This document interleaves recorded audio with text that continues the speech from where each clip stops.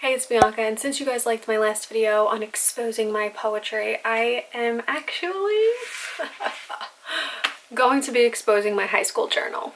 I have not opened this book in years. I graduated high school in 2013. I honestly, probably the last time I opened this was 2014. So I think we're both in for a special treat. I'm feeling very mellow today. I have my tea. So before we get into this book, I just want to let you guys know what tea I'm drinking and all the shenanigans behind Sips By. As you guys have heard me talk about countless times now, I'm obsessed with Sips By. It is a tea subscription box and they personalize teas to your preference. So it kind of takes the little scariness out of picking teas because it's such a different realm of food to dive into. And this month in my June box, I received honey ginseng, cherry blossom, berry blend, and mango magic.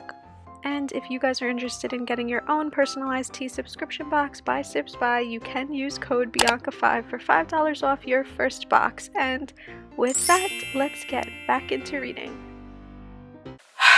I feel like I literally need to meditate before I dive into this. All these post-it notes are old. I went through this book honestly probably in 2014 and I bookmarked some things that I think I wanted to condense or like rework or something. So I think we're gonna go off of the post-it notes from Bianca circa 2014 and see if she was right, see if it was anything good or juicy. This is Rainy Nights, Good Friends. And I wrote this little blurb in June of 2013. When you order a bagel with cream cheese and you really wanted butter, but were too afraid to show how indecisive you are, so you dealt with the cream cheese, that basically sums up my life. So dramatic. Not knowing what I want, when I want it, so I'll blame my free spirit and reaction to just live in the moment. And if there were a real life purge, who would come after me for breaking their heart and fucking with their ego? That's random. These are two different things. Yes. No.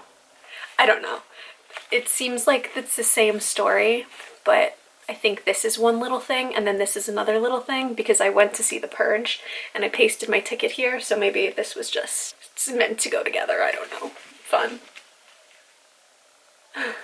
So this is a long one. Let's brace for it. It is called It Started Out Qualities About Myself Until I Realized You're One of Them. June of 2013. I do without thinking, I think without knowing, breaking out into dance rather than breaking into fights. I can't say I'm a lover, but I can't say I'm full of hate. I guess my favorite color represents me. Dark, mysterious, but still bright enough to wake you up. I don't want anybody to ever come remotely close to figuring me out. I'll let people in, I'll cut people off, I'll break a few hearts unintentionally and pretend I feel sympathy for those who have harmed me. I'm honest, I'm blunt, I'll tell you how you fucked me over 1,000,000 times so you get my trust issues through your goddamn head. I love the number 16. But lately, all I've been seeing is 3 minus that. I do a lot of lollygagging, but that's just because I always dream of getting lost. Somehow I find myself in all of the same places, just with different people. I wish I wasn't such a procrastinator, then maybe you'd be mine. I don't think it's possible to have a favorite song or memory. There's just too many good ones. I say I hate winter, but sometimes it's nice to cover up, whether it be feelings, scars, or abandoned dreams. Thankfully, the only person that can make me nervous is myself, and the only thing I'm looking forward to is understanding how to go about the thought of us. Damn, 17-year-old Bianca really gets deep in feels. I miss her. She was really cool. She was crazy.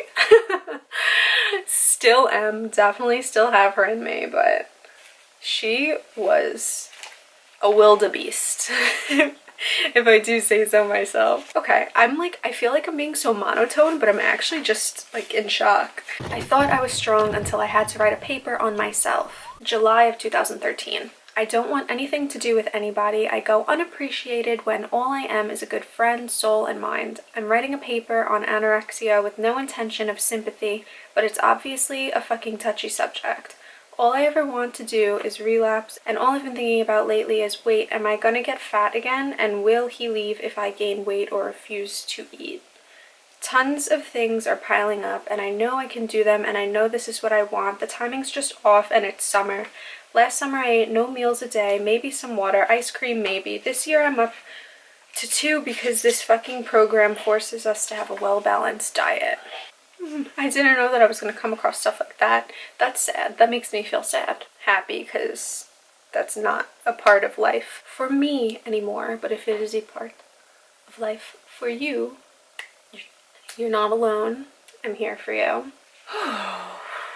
And it gets better, as cliche as that sounds. You know, when sometimes you read back on things, if you do keep a journal, which I honestly recommend, it's very hard to digest what's happening right now in the present when you are swarmed with your thoughts every single day. But when you actually look back on things and you're like, you know, me all the time, I'm like, oh, I wish I was 18 again. I wish, oh my God, blah, blah, blah.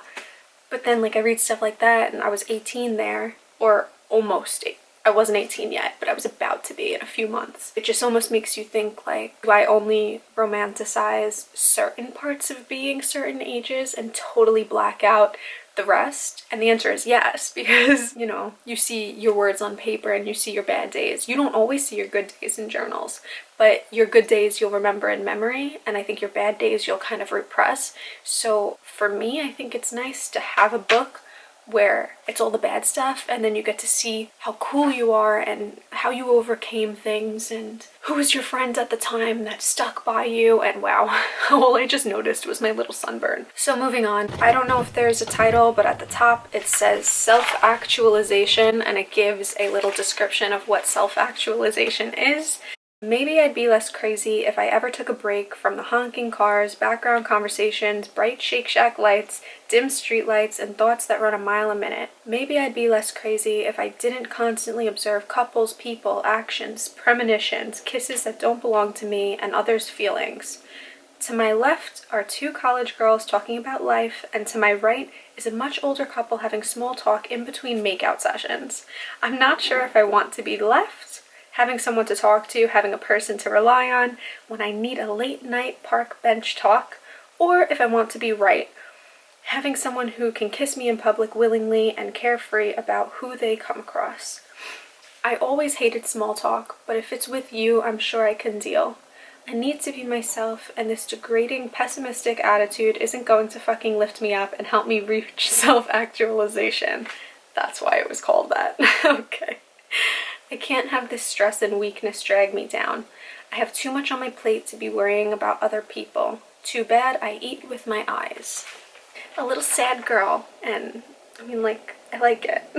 It's such a wake-up call sometimes. Like, right now, today, in this moment, I feel such a weird sense of calm, and something really just drew me to open this book. And I think if I opened this book when I was a little bit more anxious, I would probably feel very restless about it. But since I feel so then, like, I'm glad that I could deal. It's so crazy bringing back, like, weird small minor memories. You guys obviously know Jordan and our life together, and obviously not everything, but obviously, duh, I had a life before him and he had a life before me. Anyway, back to reading. The couple fighting on the X1 made me kind of glad you did not pick me up from school. This is in July of 2013, so clearly I was going through somewhat of a disbursement from people. When a weight is lifted off your shoulders, you feel like you can conquer anything. Any challenge thrown at you will easily be accepted and defeated. Today, I defeated what has been eating me alive for a week, and I didn't even have to confront the opponent because I found my greatest defense mechanism was myself.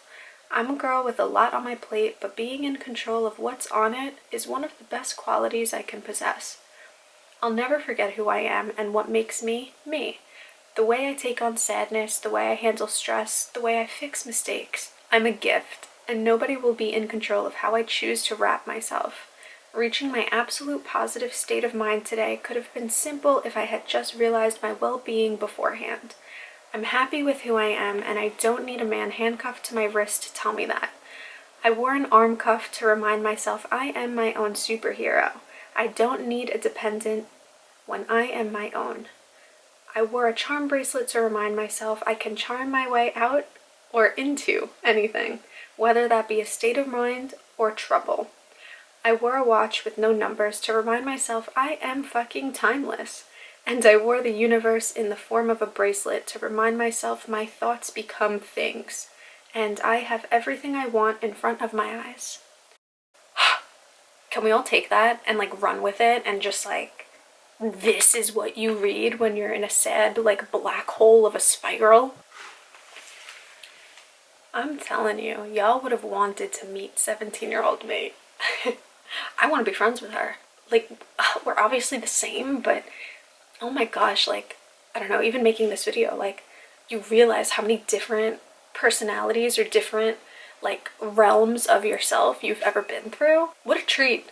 So crazy thinking about, like, how almost a few months or 6 months or whatever after this, Jordan and I started dating. And I had known him through this whole time, but he was more an acquaintance slash friend slash, I don't really know what the heck we were to each other. We definitely were attracted to one another, but it just, timing was not there, never there. And we lived separate lives. He was a totally different human, and so was I. I'm gonna stop here because there are so many more stories to digest. There are so many more poems and essays and randomness that I could read to you guys, but I feel like ending on a really good note like that was really sweet. I really appreciate you guys listening to this. So let me know if you want another video like this and if I could do anything like specific. And again, before you go, if you guys want your own personalized tea subscription box, you can use code Bianca5 for $5 off your first box, and everything is linked down below. So if you just want to click around and